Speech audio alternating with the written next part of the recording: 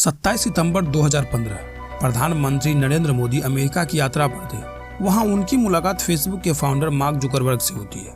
Normally conversation के दौरान अचानक से मार्क जुकरबर्ग ने भारत के एक मंदिर का जिक्र किया। My mentor Steve Jobs, and he told me that in order to reconnect with what I believed as the mission of the company, I should visit this temple that he had gone to in India. यहाँ उनके mentor और Apple company के founder Steve jobs ने बुरे वक्त में जाने की सलाह दी थी और स्टीव जॉब्स का कहना था कि उनकी जिंदगी में और एप्पल कंपनी को बनाने से लेकर के इस ऊंचाई तक पहुंचाने में इस आश्रम का बहुत बड़ा रोल है। सिर्फ स्टीव जॉब्स ही नहीं, ऐसे कई सारे बड़े बड़े लोग जो साइंस और टेक्नोलॉजी की दुनिया में बड़े बड़े काम किए हैं, वो भी इस आश्रम में आकर सिर झुकाते हैं। Steve jobs, mark Zuckerberg, Hollywood actress Julia Roberts, ऐसे कई सारे नामी लोग इस आश्रम में आकर मेडिटेशन कर चुके हैं। इन सभी नामी लोगों की लिस्ट में सबसे ऊपर नाम आता है हार्वर्ड यूनिवर्सिटी के प्रोफेसर रिचर्ड अल्पर्ट का, जो बाबा नीम करौली से इतने प्रभावित हुए कि अपना नाम बदल कर रामदास रख लिया और संत बन गए। तो कौन थे नीम करौली बाबा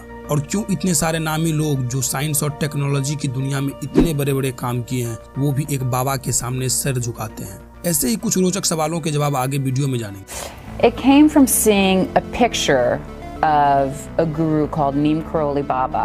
And I was so drawn Neem to Karauli the picture Baba of ने this. दुनिया को बेहतरीन आईफोन देने वाली कंपनी एप्पल के स्टीव जॉब्स और फेसबुक बनाने वाले मार्क जुकरबर्ग को आशीर्वाद दिया था। अब दावा यह है कि नीम करौली बाबा के आशीर्वाद से दोनों की दुनिया बदल गई और इस बात का जिक्र जुकरबर्ग ने खुद पीएम मोदी से किया।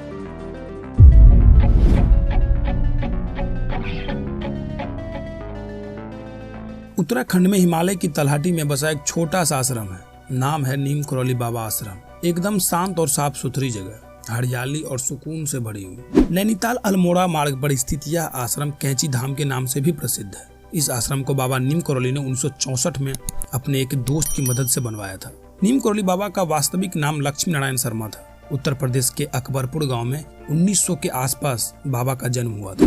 11 वर्ष की उम्र में ही बाबा का विवाह कर दिया गया था। शादी के थोड़े दिन बाद ही बाबा ने घर का त्याग कर दिया और करीब 10 सालों तक अपने घर और अपने परिवार से दूर भटकते रहे। फिर एक दिन अचानक से उनके पिता उनसे मिले और उन्होंने बाबा को घर लौटने को कहा। पिता के बातों को मानते हुए बाबा घर वापस लौट आए और दोबारा से अपने गृहस्थ जीवन का शुरुआत किए। कुछ समय बाद फिर से बाबा का मन नहीं लगा और फिर लगभग 1958 के आसपास बाबा ने घर का त्याग कर दिया। कुछ मीडिया रिपोर्ट की माने तो बाबा ने मात्र 17 साल की उम्र में ही ज्ञान प्राप्त कर लिया था। भगवान श्री हनुमान को अपना गुरु मानते थे बाबा। नीम करौली बाबा अपने एक जीवन में लगभग 108 हनुमान मंदिर बनवाए थे।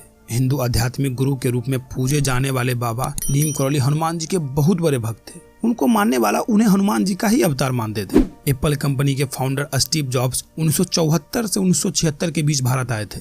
वे घूमने के मकसद से भारत नहीं आए थे, वे आध्यात्मिक खोज में यहाँ आए थे। उन्हें एक ऐसे गुरु की तलाश थी जो उन्हें अध्यात्म, योग और मेडिटेशन के बारे में बता सके। स्टीव सबसे पहले हरिद्वार पहुंचे। वहां उन्हें किसी ने नीम करौली बाबा के बारे में बताया और वह बाबा को ढूंढते हुए कैंची धाम तक पहुंचे।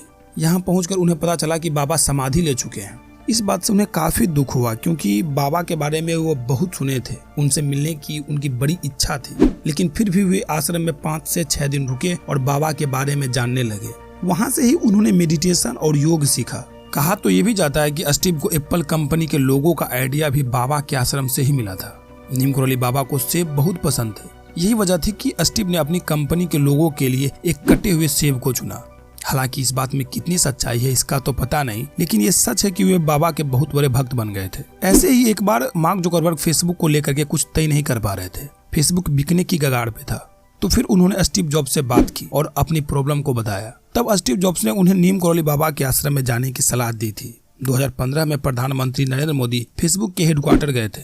तभी जुकरबर्ग ने पीएम को भारत भ्रमण की बात बताई। उन्होंने कहा कि जब वे इस असमंजस में थे कि फेसबुक को बेचा जाए या नहीं, तब एप्पल कंपनी के फाउंडर स्टीव जॉब्स ने उन्हें भारत के एक मंदिर में जाने की सलाह दी थी। जुकरबर्ग ने बताया कि वे 1 महीने तक भारत में रहे।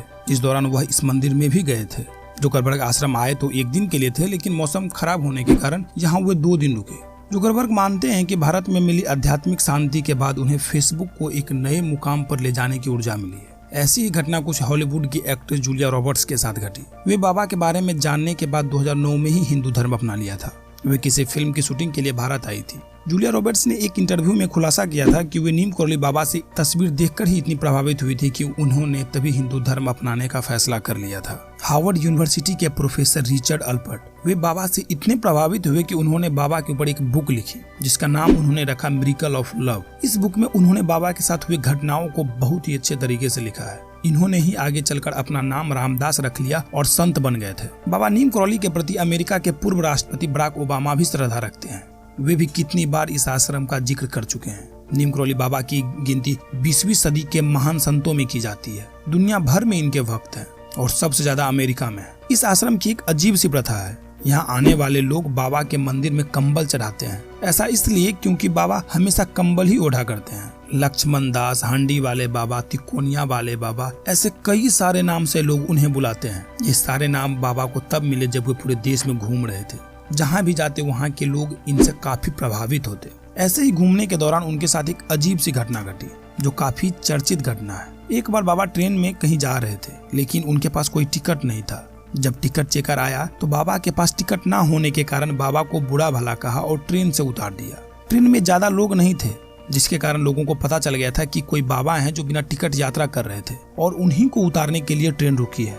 बाबा ट्रेन से उतरकर थोड़ी दूर जाकर खड़े हो गए और गार्ड ने हरी झंडी दिखाकर चलने का इशारा किया, लेकिन ट्रेन आगे नहीं बढ़ी। कई घंटों तक ट्रेन ड्राइवर, गार्ड और टीसी ने कोशिश किया लेकिन ट्रेन 1 इंच भी नहीं हिली। बाबा वहीं खड़े होकर सब देख रहे थे। यह बात तुरंत लोकल मजिस्ट्रेट तक पहुंची। मजिस्ट्रेट तुरंत पहुंचे और उन्होंने देखा कि बाबा खड़े हैं। मजिस्ट्रेट बाबा को पहले से ही जानता था।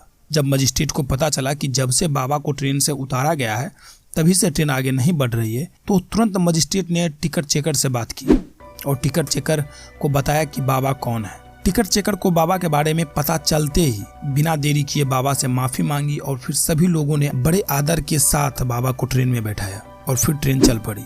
जिस जगह पर बाबा को उतारा गया था वो जगह आज भी नीम करौली स्टेशन के नाम से जाना जाता है। बाबा नीम करौली 1961 में पहली बार यहाँ आए और उन्होंने अपने पुराने मित्र पूर्णानंद जी के साथ मिलकर यहाँ आश्रम बनाने का विचार किया था। बाबा नीम करौली ने इस आश्रम की स्थापना 1964 में की थी। 15 जून को कैंची धाम में मेले का आयोजन होता है और यहाँ पर देश विदेश से बाबा नीम करौली के भक्त आते हैं, लेकिन बाबा कभी भी किसी भक्त को अपने पैर छूने नहीं देते। वे कहते थे मेरे नहीं, हनुमान जी के पैर छू। इस धाम में बाबा नीम करौली को भगवान हनुमान का ही अवतार माना जाता है। देश विदेश से हजारों भक्त यहाँ हनुमान जी का आशीर्वाद लेने आते हैं। बाबा के भक्तों ने इस स्थान पर हनुमान का भव्य मंदिर बनवाया है। यहाँ 5 देवी देवताओं के मंदिर हैं, इनमें से हनुमान जी का भी एक मंदिर है। बाबा नीम करौली हनुमान जी के परम भक्त थे और उन्होंने देश भर में हनुमान जी के कई सारे मंदिर बनवाए थे।